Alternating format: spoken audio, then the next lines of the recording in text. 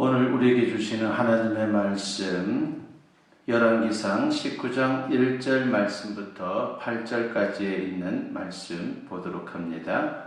찾으신 줄 알고 제가 봉독해 올립니다. 열왕기상 19장 1절 말씀부터 8절. 아합이 엘리야가 행한 모든 일과 그가 어떻게 모든 선지자를 칼로 죽였는지를 이세벨에게 말하니 이세벨이 사신을 엘리야에게 보내어 이르되 내가 내일 이맘때에는 반드시 네 생명을 저 사람들 중 한 사람의 생명과 같게 하리라. 그렇게 하지 아니하면 신들이 내게 벌 위에 벌을 내림이 마땅하니라 한지라. 그가 이 형편을 보고 일어나 자기의 생명을 위해 도망하여 유다에 속한 브엘세바에 이르러 자기의 사안을 그곳에 머물게 하고 자기 자신은 광야로 들어가 하루길쯤 가서 한 로뎀 나무 아래에 앉아서 자기가 죽기를 원하여 이르되 여호와여 넉넉하오니 지금 내 생명을 거두시옵소서. 나는 내 조상들보다 낫지 못하니이다 하고 로뎀 나무 아래에 누워 자더니 천사가 그를 어루만지며 그에게 이르되 일어나서 먹으라 하는지라. 본중 머리맡에 숯불에 구운 떡과 한 병 물이 있더라. 이에 먹고 마시고 다시 누웠더니 여호와의 천사가 또 다시 와서 어루만지며 이르되 일어나 먹으라. 네가 갈 길을 다 가지 못할까 하노라 하는지라. 이에 일어나 먹고 마시고 그 음식물의 힘을 의지하여 40주 40야를 가서 하나님의 산 호렙에 이르니라. 아멘. 오늘 이 본문 말씀을 가지고 하나님의 능력으로라고 하는 제목으로 여러분과 같이 은혜를 나누고자 합니다. 오늘 본문에는 우리가 너무나도 익히 들었던 인물이 등장하죠. 바로 엘리야 선지자가 등장합니다. 그는 구약의 대표적인 인물입니다. 그리고 그는 북이스라엘 왕국의 가장 사악한 왕 아합의 폭정에 항거한 위대한 선지자였습니다. 아합은 이방나라 시돈의 공주 이세벨과 정략 결혼을 하게 되었는데 이세벨은 시집 올 때에 자기 나라에서 섬기던 우상 신상을 다 끌고 이스라엘로 들어왔습니다. 게다가 바알신과 아세라신 선지자들을 왕궁에 끌어들이고 백성들에게는 자신이 섬기던 그리고 섬기고 있는 우상 숭배를 강요했습니다. 엘리야가 이를 척결하고자 갈멜산에 백성들과 450명의 바알 선지자들 그리고 400명의 아세라 선지자들을 불러 모읍니다. 그리고 영적 대결을 펼치게 됩니다. 여호와 하나님이 참 신인지 아니면 바알신이 참 신인지 결판을 내려고 그 갈멜산으로 사람들을 모은 것입니다. 바알 선지자들이 하루 종일 주문을 외우고 별짓을 다해도 바알신은 묵묵부답입니다. 그런데 엘리야가 간절히 기도하자 제단에 불이 내려서 흥건하게 고여있던 물을 핥아버리고 증발시키는 그런 역사가 나타납니다. 그것뿐만이 아니죠. 번제물을 다 태웠습니다. 살아계신 하나님의 능력입니다. 그 광경을 목격한 바알 선지자들은 겁에 질리게 되었고 엘리야는 그 여세를 몰아서 그들을 처단하게 됩니다. 그뿐만이 아닙니다. 엘리야가 간절히 기도했자 3년 6개월 동안 가뭄으로 고생하던 이스라엘 땅에 단비가 내렸습니다. 열왕기상 18장에 나오는 내용입니다. 한마디로 기적의 연속입니다. 그런 면에서 오늘 본문은 우리에게 중요한 교훈을 주고 있습니다. 오늘 본문을 통해서 세 가지를 생각해 보고자 합니다. 첫째는 우리는 본래 연약한 존재라고 하는 것을 확인할 수가 있습니다. 오늘 본문에 나타난 엘리야의 모습은 전혀 뜻밖입니다. 슬럼프에 빠진 엘리야의 모습, 육적으로 영적으로 침체에 빠져있는 그의 모습을 우리가 보게 됩니다. 그 모습은 위대한 선지자의 모습이 아니라 연약하기 짝이 없는 한 인간의 모습입니다. 하지만 이것은 엄연히 그의 모습이다라고 하는 것입니다.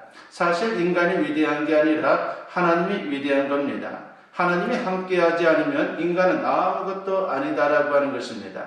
엘리야도 그 누구도 마찬가지입니다. 오늘 본문 1절과 2절에 보니까 아합이 엘리야가 행한 모든 일과 그가 어떻게 모든 선지자를 칼로 죽였는지를 이세벨에게 말하니 이세벨이 사신을 엘리야에게 보내어 이르되 내가 내일 이맘때에는 반드시 네 생명을 저 사람들 중 한 사람의 생명과 같게 하리라. 그렇게 하지 아니하면 신들이 내게 벌 위에 벌을 내림이 마땅하니라 한지라 하겠습니다. 갈멜산에서 엘리야가 대성을 거둔 후에 왕비 이세벨이 이를 부득부득 갈고 있는 그런 모습을 소개하고 있는 것이죠. 그리고 사람을 보내서 엘리야를 협박합니다. 내일 이맘때는 내가 너를 반드시 죽일 것이다 라고 하는 그런 협박의 내용입니다. 그때 엘리야의 반응입니다. 당당하게 맞설 줄 아는데 그렇지 못했습니다. 혼비백산에서 도망을 칩니다. 3절에 보면 그가 있던 이스라엘에서 브엘세바까지 도망을 갔습니다. 이스라엘은 어느 곳입니까? 북이스라엘에 있는 성읍이죠. 그런데 브엘세바는 남유다 최남단에 위치한 성읍입니다. 도망갈 수 있는 만큼 최대한 멀리 도망을 갔다라고 하는 것입니다. 그런데 4절 말씀을 보면 사한과 헤어진 후에는 더 멀리 도망을 가죠. 자기 자신은 광야로 들어가 하루길쯤 가서 한 로뎀 나무 아래에 앉아서 자기가 죽기를 원하여 이르되 여호와여 넉넉하오니 지금 내 생명을 거두시옵소서 나는 내 조상들보다 낫지 못하니이다 하고 라고 있습니다. 그때 엘리야가 얼마나 두려움에 빠져 있었는지 우리는 이 본문을 통해서 충분히 짐작할 수 있습니다. 그는 그렇게 멀리 도망간 후에 로뎀 나무 아래 쭈그리고 앉았습니다. 그리고 어떻게 합니까? 이제는 차라리 죽고 싶다라고 하나님 앞에 투정을 부립니다. 우리가 아는 엘리야의 모습과는 너무나도 딴판입니다. 하지만 이게 인간의 모습입니다. 이런 이야기를 읽으면서 우리는 중요한 교훈을 얻게 됩니다. 사람은 누구라도 별 수 없는 존재며 연약한 존재라고 하는 것이죠. 그래서 야고보서 5장 17절에서 엘리야는 우리와 성정이 같은 사람이로되라고 그렇게 야고보 사도는 말씀하고 있습니다.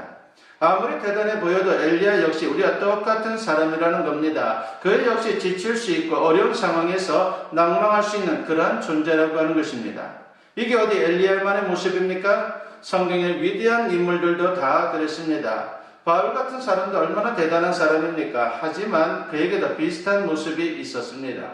고린도후서 1장 8절에 보니까 힘에 겹도록 심한 고난을 당하여 살 소망까지 끊어지고 라고 했습니다. 계속되는 고난에 바울이 너무도 힘들고 지쳐서 차라리 죽고 싶다라고 고백을 한 것입니다. 이게 연약한 인생의 실상인 것입니다. 그런데 하나님께서 엘리야를 어떻게 대하십니까? 책망합니까? 하나님은 그런 분이 아닙니다. 우리가 연약할수록 오히려 측은히 여기시고 감싸주시고 위로해 주십니다. 이사야 42장 3절 말씀해 보니까 상한 갈대를 꺾지 아니하며 꺼져가는 등불을 끄지 아니하고 라고 했습니다. 바로 하나님은 이런 분이기 때문에 엘리야에게 천사를 보내서 위로해 주시고 그를 회복시켜 주셨습니다. 그렇습니다. 인간은 하나님의 은혜가 아니면 살 수 없는 존재입니다. 그럴 수밖에 없는 것이 인간은 연약한 존재이지만 우리 하나님은 전지전능하신 분이기 때문이죠. 그분이 도와주시고 은혜를 베풀면 당연히 잘 될 수밖에 없다라고 하는 것입니다. 능력 있는 인생을 살 수 있습니다. 고린도전서 1장 25절 말씀에 보면 하나님의 어리석음이 사람보다 지혜롭고 하나님의 약하심이 사람보다 강하니라고 있습니다. 무슨 말입니까? 하나님의 최소치가 인간의 최대치보다 높다라고 하는 것입니다. 인간의 능력이 제 아무리 뛰어나도 하나님의 능력과 비교할 수 없습니다. 뿐만 아니라 인간의 능력이나 노력의 결과인 성취도 따지고 보면요, 다 하나님이 주신 겁니다. 하나님의 은혜가 아니면 그 모든 게 불가능합니다. 예를 들어서 어떤 사람이 재물을 많이 모았습니다.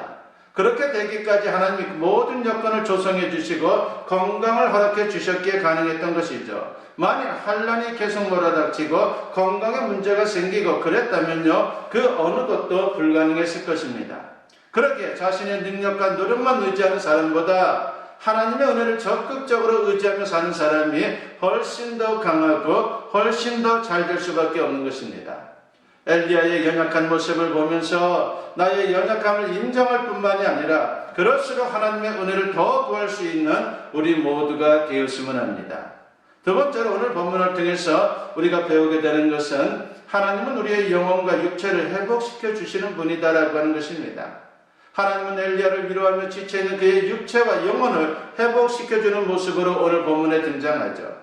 먼저 그의 육체를 회복시켜 주셨습니다. 본문 5절과 6절 말씀에 보니까 로뎀 나무 아래에 누워 자더니 천사가 그를 어루만지며 그에게 이르되 일어나서 먹으라 하는지라 본즉 머리맡에 숯불에 구운 떡과 한 병 물이 있더라. 이에 먹고 마시고 다시 누웠더니라고 했습니다.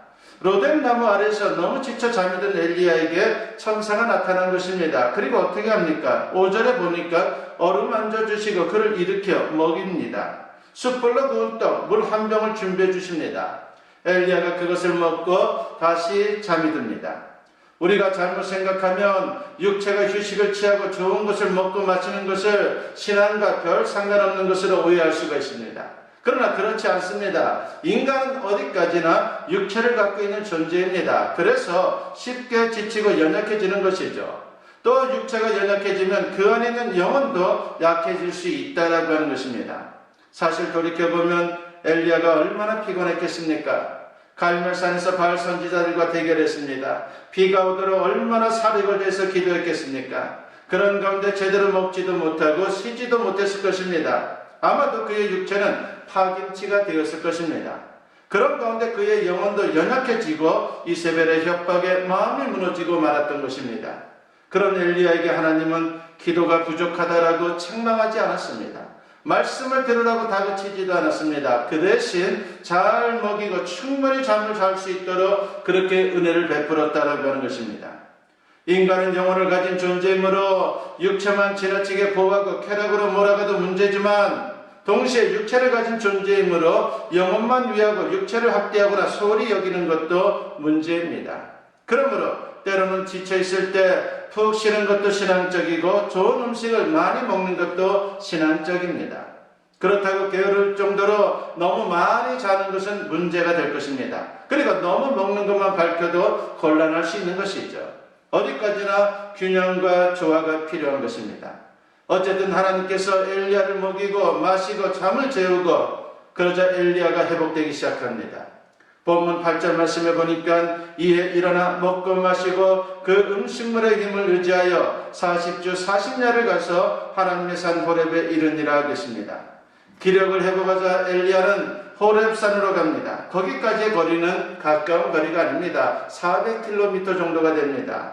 상당히 먼 거리죠. 40일 동안 그 먼 거리를 갔다라고 하는 것은 그만큼 엘리야가 회복됐다라고 하는 것을 말하는 것입니다. 그리고 호렙산에 갔다는 것 자체는 이미 그의 영혼도 회복되기 시작했다라고 하는 증거입니다.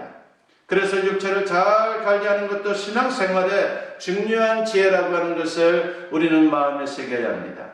하나님은 또한 영적 회복을 도와주셨다라고 하는 것을 오늘 본문은 우리에게 말씀하고 있죠. 본문 9절 말씀에 보니까 엘리야가 그곳 굴에 들어가 거기서 머물더니 여호와의 말씀이 그에게 임하여 이르시되라고 했습니다. 엘리야가 굴 속에 있을 때 어떤 일이 벌어집니까? 하나님의 말씀이 그에게 임했습니다. 그리고 하나님이 그를 세워놓은 후에 바람과 지진 그리고 불을 보냅니다. 이런 것들은 하나님 임재의 가시적인 증표이죠. 하지만 어디까지나 보조수단에 불과하고 정말 중요한 것은 말씀입니다. 본문 12절 말씀에 보니까 또 지진 후에 불이 있으나 불 가운데에도 여호와께서 계시지 아니하더니 불 후에 세미한 소리가 있는지라 하겠습니다. 하나님의 세미한 음성이 들려왔습니다. 영혼의 회복을 위해서는 하나님을 만나야 합니다. 특별히 말씀을 들어야 합니다. 그럴 때 새 힘이 나는 것입니다. 악기 연주자가 아무리 거정이라도 악기를 다시 연주할 때는 반드시 조율을 한다고 합니다. 그렇지 않으면 거정이라도 별 수 없다라고 하는 것이죠. 우리 영혼도 마찬가지입니다. 영적 조율이 필요합니다. 엘리야가 심신이 지쳤던 이유가 뭡니까? 긴장 상태에서 과로한 것입니다. 그런데 또 한 가지 중요한 게 있습니다. 하나님을 향한 시선을 놓친 것입니다. 그가 하나님을 바라보지 않고 무엇을 바라보았습니까? 본문 3절 말씀에 보니까 그가 이 형편을 보고 일어나 자기의 생명을 위해 도망하여 라고 했습니다. 자기 앞에 있는 형편 즉 상황을 보았던 것입니다. 엘리야가 갈멜산에서 승리했던 이유는 자기 능력 때문이 아닙니다. 하나님만 바라보았기 때문입니다. 바알 선지자들 아방과 완악한 백성들을 바라보았다면 그는 그곳에서 기가 죽었을 것입니다. 그런데 살아계신 하나님을 바라보았기에 담대히 나설 수 있었고 결국은 승리했다라고 하는 것입니다. 사실 상황만 따져보면요, 그때보다 지금이 훨씬 나아진 것이죠. 바알 선지자들은 다 죽었습니다. 아방도 백성들도 한풀 꺾였습니다. 이세벨만 독이 올라 이를 갈고 있을 뿐입니다. 그러므로 엘리야가 갈멜산에서 그랬던 것처럼 계속해서 하나님을 바라보았다면 그렇게 어이없이 도망가지는 않았을 겁니다. 그래서 하나님께서 엘리야의 문제를 아시고 그에게 말씀을 들려주시고 하나님을 다시 바라보게 하신 것입니다. 이렇게 해서 엘리야가 영적으로 회복될 수 있었습니다. 그렇습니다. 영적으로 지쳐있을 때 영적인 조율을 해야 합니다.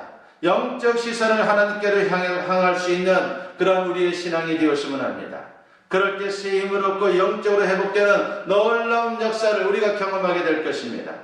이사야 40장 31절 말씀에 보니까 오직 여호와를 앙망하는 자는 새 힘을 얻으리니 독수리가 날개치며 올라간 같을 것이요 다른 박질하여도 곤비하지 아니하겠고 걸어가도 피곤하지 아니하리로다 라고 했습니다. 끝까지 하나님을 바라보는 우리 모두가 되었으면 합니다.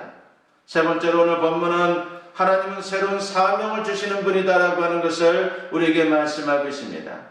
엘리야가 제기할 수 있었던 것은요, 새로운 사명이 주어졌기 때문입니다.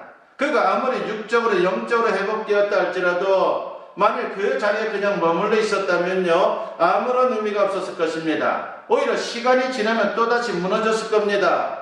사람은 모름지게 하는 일이 있어야 합니다. 특별히 의미와 가치 있는 일, 즉 하나님이 맡겨주신 사명이 있어야 합니다. 그럴 때 계속 활기찬 삶을 살 수 있는 것이죠. 13절 하반절에 보니까 엘리야야 네가 어찌하여 여기 있느냐라고 하는 말씀을 줍니다. 그의 사명을 깨우쳐주는 말씀입니다. 사명자가 왜 이러고 있느냐는 것이죠. 15절 이하에 보면 하나님께서 그에게 새로운 사명을 주십니다. 아합과 이세벨이 지금은 득세하고 나라를 망치고 있지만 하나님은 계획을 다 갖고 계셨다라고 하는 것입니다. 그러니 시키는 대로 사명을 수행하라는 것입니다. 15절부터 17절 말씀을 보면 세 사람이 언급되고 있습니다. 아람 왕 하사엘, 그리고 북이스라엘 왕 예후, 그리고 후계자 엘리사가 등장합니다. 하나님은 북이스라엘을 심판할 인간 막대기를 세우려고 계획하신 것입니다. 사악한 아합과 이세벨을 하사엘을 통해 심판하시고 그래도 돌이키지 않으면 예후를 통해 정권을 교체하고 그래도 백성들이 말을 듣지 않으면 엘리사를 통해 갈아엎을 것을 예고하신 것입니다. 그러니 하나님의 새 역사를 위해 엘리야더러 돌아가서 새 사람에게 기름을 부으라고 그렇게 말씀하신 것입니다. 그 말씀을 들은 엘리야는 의욕을 가지고 떠납니다. 그리고 그 모든 사명을 완수했습니다. 그리고 열왕기하 2장을 보면 모든 생애를 승리하고 그리고 죽음을 보지 않은 채 승천하는 은혜를 입었습니다. 사명을 갖고 살면 날마다 활기찬 인생을 살 수 있습니다. 예수님이 하신 말씀이 바로 그런 뜻입니다. 마태복음 11장 28절로부터 30절에 보니까 수고하고 무거운 짐진 자들아 다 내게로 오라. 내가 너희를 쉬게 하리라. 나는 마음이 온유하고 겸손하니 나의 멍에를 메고 내게 배우라. 그리하면 너희 마음이 쉼을 얻으리니 이는 내 멍에는 쉽고 내 짐은 가벼움이라 하시니라 하겠습니다. 일단 예수님 품 안에 안겨 위로를 받으라고 하는 것이죠. 그러나 위로받고 끝나는 것이 아니라 예수님의 멍에를 지라고 말씀하고 있습니다. 소에게 멍에는 결코 불편한 게 아닙니다. 오히려 몸에 잘 맞는 멍에는 소에게 평안을 준다라고 하는 것입니다. 일을 할 때 오히려 기분이 좋습니다. 그러므로 적당한 멍에는 축복이며 그로 인해 능력이 생기는 것입니다. 흔히 우리 주변에 은퇴하신 분들 중에 건강이 급속히 나빠지는 경우를 보게 됩니다. 왜 그렇습니까? 일이 없어 그런 겁니다. 사명이 사라지면 사람은 죽는 것입니다. 혹시라도 엘리야처럼 심신이 지쳐있고 슬럼프에 빠져 있습니까? 하나님을 끝까지 바라보십시오. 그리고 하나님의 은혜를 구하십시오. 그래서 하나님이 주시는 새 힘으로 남은 생에 정말 보람있는 인생을 살 수 있는 저와 여러분 모두 될 수 있기를 주님의 이름으로 간절히 축원합니다. 기도드립니다.